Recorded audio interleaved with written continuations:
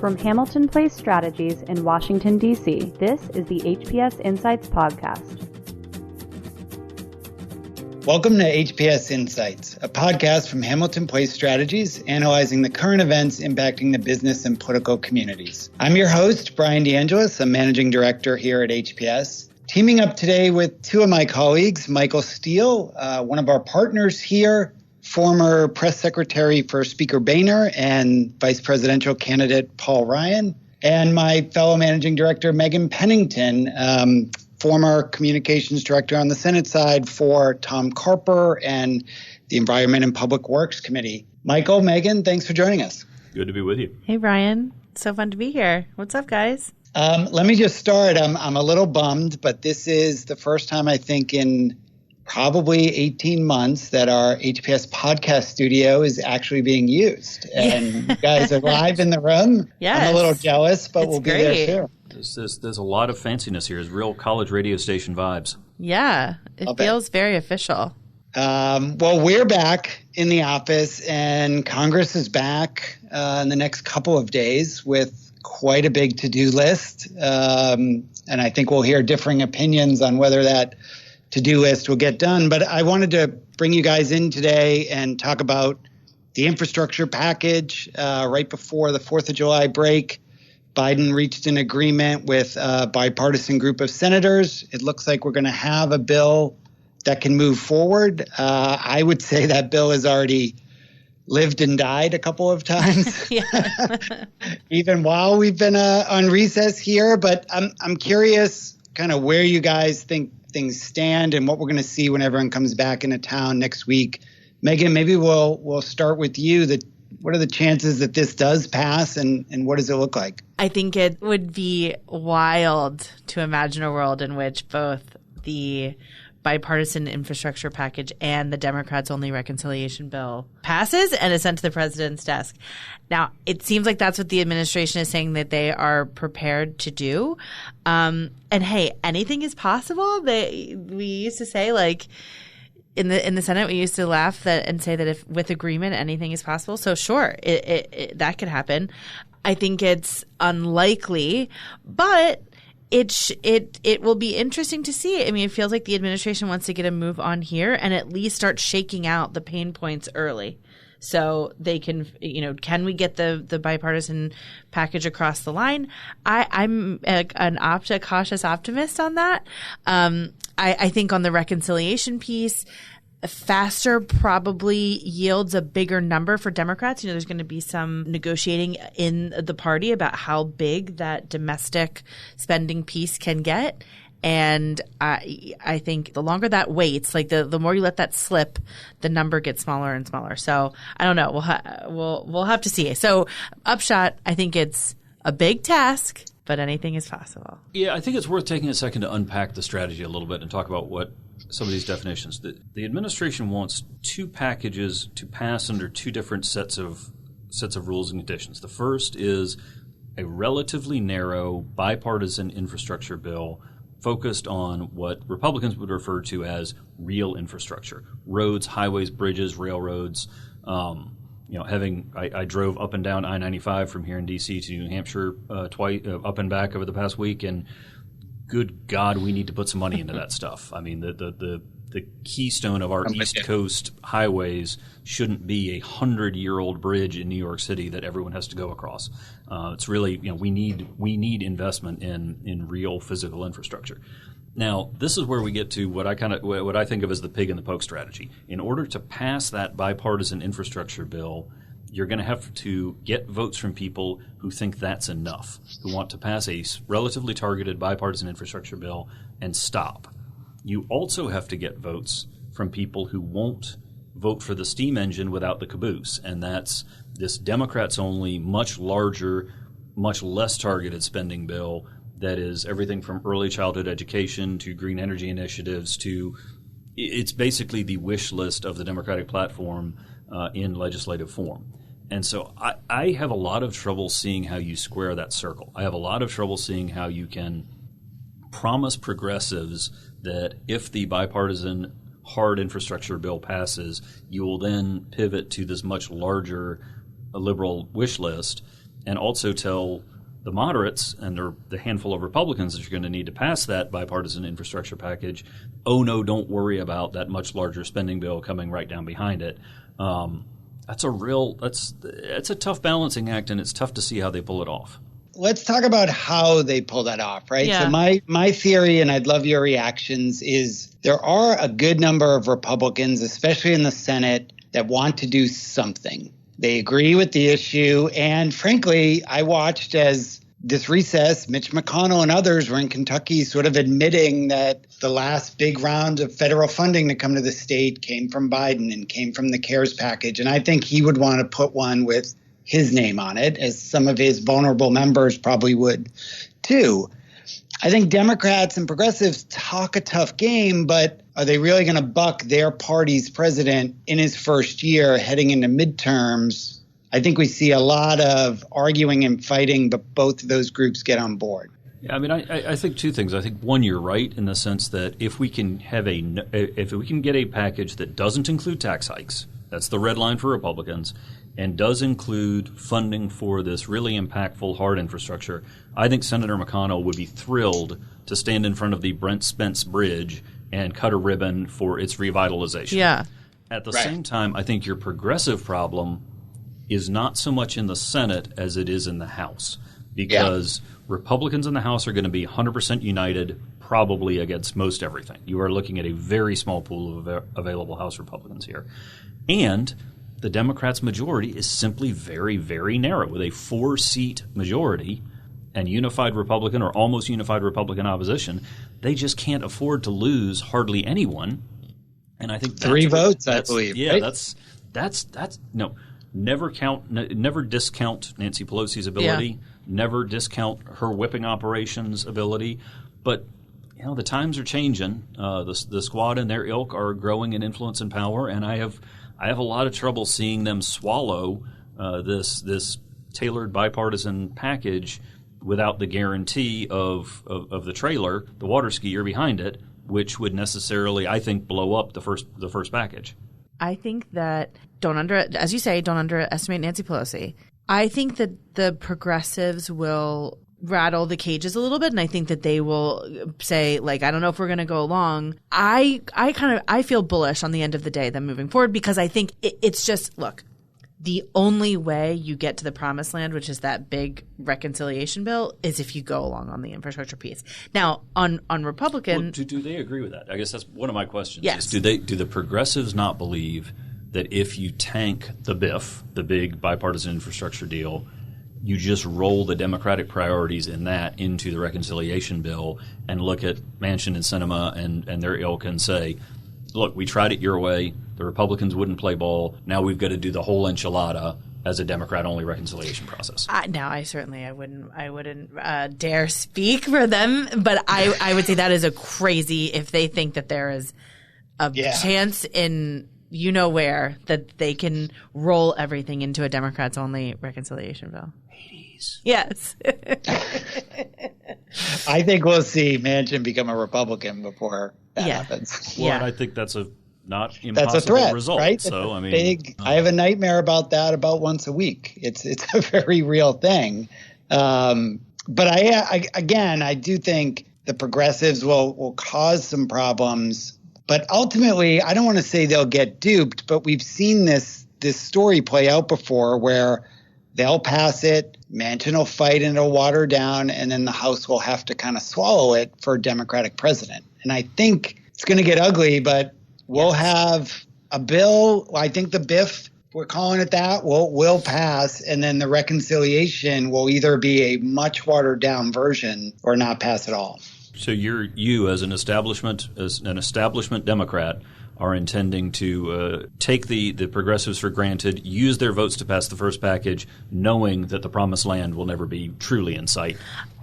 The promised land. I think there will be a $2 to $3 trillion promised land. I don't think there will be. There's not going to be a $6 trillion promised land. The promised land won't look like Bernie Sanders' promised. It's not going to be. It's not going to be Bernie Sanders land, but there will be like a nice Mark Warner $2 or $3 trillion promised land. I think. Yeah.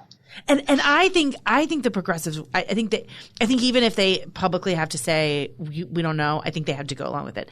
I also think, I mean, obviously as a Democrat looking in, I have to say I just don't know how Republicans say no to it. I know there can't be tax hikes in there, but I think, like you say, hard infrastructure on the roads, bridges. I mean, the stuff that they want to be able to go home and say, look, we came to do business and we know what the American people need and we wanted to fight for it, and we're not happy about what they're doing now, but we came to get the work done.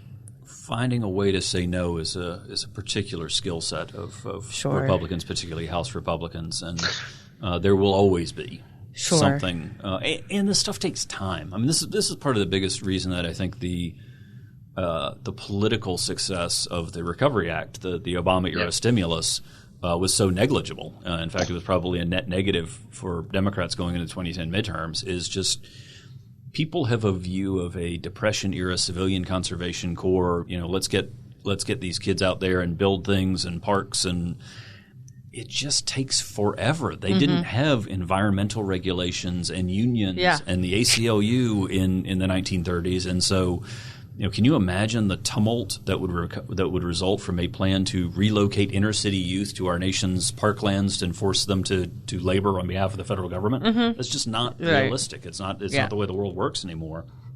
Anyway, it's a tangent, but I think one of the reasons that you see less benefit from improvements in physical infrastructure these days is it simply takes so much time. Yes. Well, it does, and we talked about this a little bit last week on the Macrocast, but there's like you pass the big bill, and then there has to be the folks in the administration, in the transportation department, and in the state transportation departments to like actually get it moving, and setting aside even the environmental regulations as you mentioned, and it there's of course the complicated nature of actually like doing the thing, but we're not worrying about that now. We're just trying to sign a bill, right? Yeah. Well, that's a good, is anyone, right? Because you do have the midterms. I do think you could be there next August 22 with a ribbon cutting ceremony. Yeah, it might be one shovel in the ground. The bridge won't be done, but they'll get their photo up. They'll get their victory lap. Maybe. And that's what they're for. I also think one of the real challenges here for the administration and Washington Democrats is the lack of a real deadline. Things in Washington tend to happen when there is an action-forcing event, a looming government shutdown, debt limit, et cetera, reauthorization, authorization lapsing. And a number of years ago, I was working in the Speaker's office, and we were having a discussion of a highway bill. Speaker Boehner and his allies had this idea to eliminate the gas tax as the pay for, or supplement the gas tax as the pay for, with expanded domestic energy production. We jokingly called it drilling for highways. This is an idea that had unified Republican support on the funding side, no Democratic support. So we had to move a party line transportation infrastructure bill, highway bill. But we didn't have a deadline. And every single week there was a different regional dispute within our conference that prevented a vote. And I just feel like absent a real hard deadline, this can drift and drift. And, well, we didn't quite get it done by July 4th. Well, we didn't quite get it done by August. We're getting into, it's September, and now we're headed into the holiday season. And first of next year, he'll make a big push at the State of the Union. Yeah. That's when we'll get it done. It can slide into a place where you're too close to the midterms to get anything done. Well, and so this slide, I think you're absolutely right. I don't think Congress gets anything done without a real deadline. I mean, it's just if there's one thing that they can push to work out later, they will, right? So I think that is actually part of the reason, if progressives are smart, I think they make sure the BIF happens ASAP, because they lose. I just think like the dollar figure ticks down every day. They don't move it. Well, and you've also got both a debt limit deadline and a government funding deadline coming up. And my job is not advising the Biden administration on legislative strategy, but I would certainly look to tie this effort to one or both of those so that there's a real I think the first consequence. Sure. Yeah. I'm on the record, I think, on the Macrocast predicting the first package will move in September, maybe that's early October, but with the deadlines of the fiscal year and the fiscal cliff, et cetera. But I agree with you, budget reconciliation, I think, then drags on for months. And it becomes a bit of a campaign rallying cry. We tried to get this done. There was obstruction. It's the State of the Union speech. Yeah, I mean, maybe that's what the Obama administration tried with the American Jobs Act. Going into starting in 2011 after the negotiations between Speaker Boehner and President Obama failed to reach a satisfactory conclusion, and they banged the gong on that thing for a 14-month solid, and I don't think it ever made much of a difference. Although that was what, 11? They started in September, October of 11, and talked about it clear through the reelect. Which, we forced votes on it. It could not pass the Democratic-controlled Senate, let alone the Republican-controlled House. It was a joke as a legislative effort. But they rode that horse from the autumn of 2011 through the reelect and then promptly forgot about it. Yeah. Steele, I'm curious. We jumped over it quickly a few times, but there will be attempts to try to kill this on pay-fors. You saw a little bit this week with conservative groups going after additional funding for the IRS.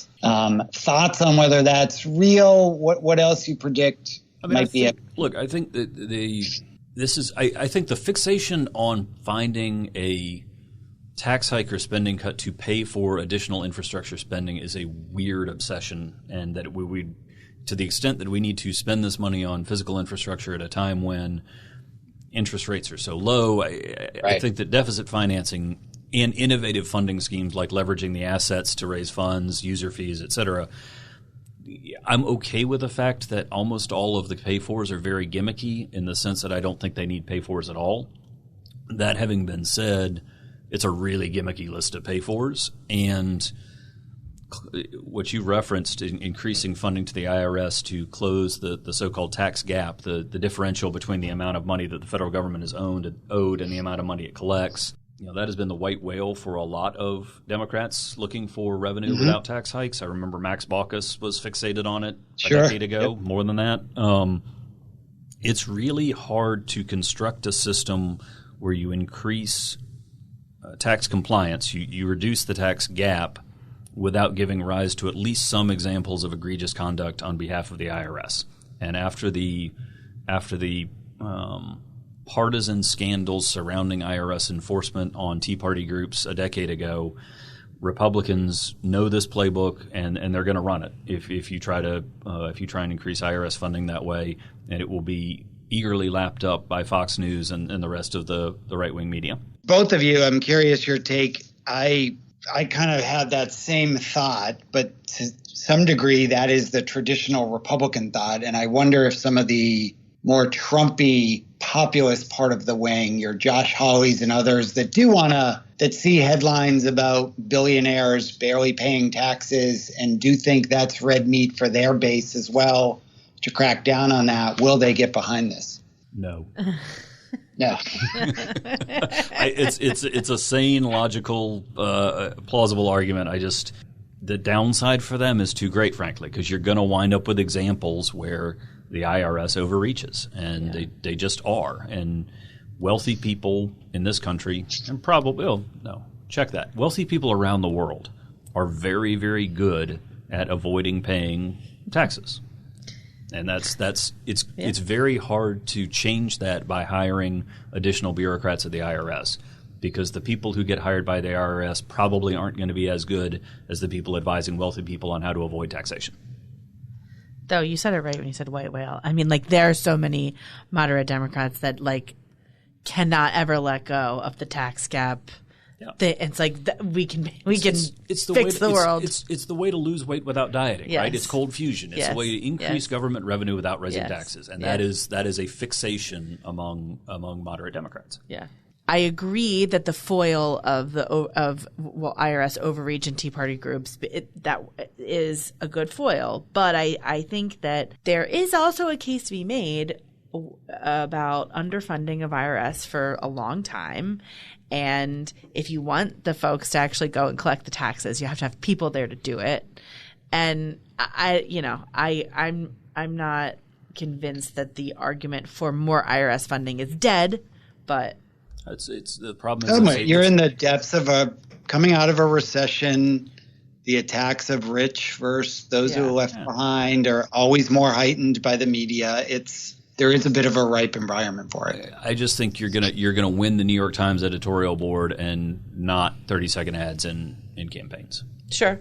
Fair. Meghan, I want to go back to something you were talking about. So on the reconciliation package, we do have the Sanders kind of progressive wish list and Sanders leading this, but that is a tough committee with folks like Mark Warner, who are part of this bipartisan group. And, Sanders has to convince them before he takes it to the rest of the Senate. So I don't want to force a prediction, but what do you think comes out of that process and what this reconciliation package looks like? I don't see a Mark Warner supporting anything north of $3 trillion coming out of committee. And I think that, to our question about timing, and I think we covered this in the macrocast last week, inflation is an issue, right? The cost of gas, the cost of food, things are increasing, and it makes it very hard it makes it harder and harder to make the case for a large spending package if you're particularly a deficit financed one, if you're seeing increases in inflation. The federal government has put a ton of money into the economy over the past 2 years. I'm not arguing that was necessarily a bad idea. This would technically be the third time Congress does it this year. Right. If we're talking about the reconciliation package, which again goes back to my prediction: we get one and not the other. And I just think calendar-wise, guessing how the economic indicators are going to come in is a fool's game. But if you're talking about making a big push for the reconciliation package early next year, which means that you're not realistically going to see action before March, one, you're getting awfully close to the midterm. Two, I think you're going to be looking at real fears and real concerns about inflation. So before we wrap up here, I want to get just kind of final crystal ball. What do you think the next few weeks looks like? Do we make a lot of progress? Does it die and come back to life post-August? What are we looking at? Meghan, why don't I start with you? Okay.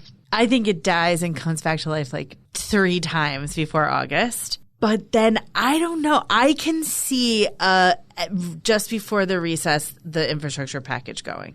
I think, Lucy, grab your football. We're going to have, it's going to die 3 times between now and August. We are going to have pizza boxes stacked outside of leadership suites in the Capitol. We are going to have all of the various groups of senators, administration officials gathering and ungathering like the stuff inside of a lava lamp. And then at the end of that process, they will choose to punt until after the August recess, after which time they will probably choose to punt yet again. Yeah. I'm with you both a little bit, I guess. I think we die and come back to life many times. It's going to be crazy. Like our necks are going to be sore from which way we're looking. I'm confident Schumer gets his part done before August, and Pelosi has a lot of work on her hands through August and September, which may mean it has to go back through the Senate again. Do you mean his work on the reconciliation bill? No, I mean the bipartisan. Oh, okay. Yeah. I think Schumer gets biffed through reconciliation, maybe gets through committee, and it sort of hangs out there. And then we get one passed, the first one passed, probably October. Okay. Any final thoughts before we wrap up? Buckle up. Yeah, this is good, clean fun. And, it's going to be fun. I think there is a very decent chance that that initial COVID relief bill is going to be the sole substantive domestic achievement of the Biden administration, and that Republicans will take back the House in the midterm, and it's going to be interesting from there. But there's also a possibility that Meghan's sunny optimism is the right choice, and we're going to be spending trillions and trillions of dollars over the next 6 months. Maybe. Hopefully there's some in there for me. Yeah, feels like a throwback to our time on the Hill, where it will definitely be exciting and busy between now and the end of the year. Yeah, I'm just glad to watch it and not have to be on that side of it, honestly. It's a lot easier. A lot easier. We just buy the drinks. Well, thank you both. I appreciate you guys doing a quick edition here of HPS Insights, and we will certainly be back on Insights, and I'm sure the Macrocast, talking about infrastructure and reconciliation and all the other fun we have ahead of us in the rest of 2021. But thank you, Michael Steele, Meghan Pennington, for joining us today. Thank you to all our listeners, and we'll see you next time. Thanks, Bryan. Thank you for listening to the HPS Insights podcast, produced by Hamilton Place Strategies. For the latest updates, follow us on Twitter at HPS Insights and follow us on the web at hamiltonplacestrategies.com.